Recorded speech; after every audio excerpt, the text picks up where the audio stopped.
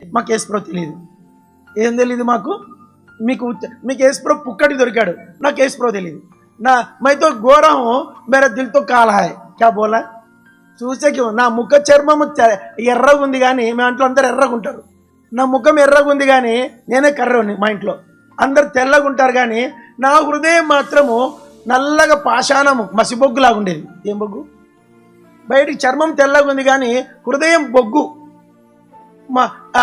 మీకు చెప్పకూడదు కానీ నేను నా హృదయంలో చాలా పాపాలు ఉన్నాయి. मेरा चेहरा तो बहुत गोरा है, मेरा दिल तो काला है. क्या बोलना है? कुछ नहीं बोलना है. నేను అనుకునేవాడిని నమాజ్ చేస్తానా అబద్ధాలు ఆడతాను, నమాజ్ చేస్తానా పాపాలు చేస్తాను, నమాజ్ చేస్తానా అన్య ఒకటా రెండా చెప్పుకుంటామండి. ఎవరైనా చెప్తారని మీరు చేసిన పాపాలు? దొంగలు మీరు చెప్పరు, నేను కూడా చెప్పను. ఈ పాప స్థితిని బట్టి నాకు నెమ్మది ఉండేది కాదు. నమాజ్ చేస్తానా మళ్ళీ ఇంటికి వచ్చి అదే బూతు మాటలు, అదే हम तो सुअर नहीं खाते, इस आदमी को बुलाने के लिए सुअर का बच्चा बोलेंगे. మీకు అర్థమైందో లేదు?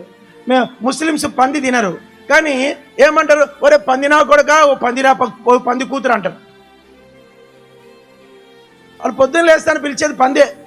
ఓ సువర్గ బచ్చి, ఓ సువర్గ బచ్చా అంటే వాళ్ళు తెలియదు. వాళ్ళకి పరిశుద్ధత అనే దానికి అర్థం వాళ్ళకి తెలీదు. ఆ మాట మాట్లాడకూడదని ఎవరు చెప్పరు అక్కడ. మనలాగా గద్దింపులు ముస్లిమ్స్లో ఉండవు. వాళ్ళకి ఏదో నమాజ్ కల్మా చెప్తారు, కల్మా చేసుకుంటారు, వెళ్ళిపోతారు, అంతే అంతే. అలాంటి నా జీవితంలో నా పాపము బట్టి నాకు భారం అయిపోయింది. నా హృదయం బరువుగా మారిపోయింది. నేనేం చేయాలో నాకు అర్థమయ్యేది కాదు.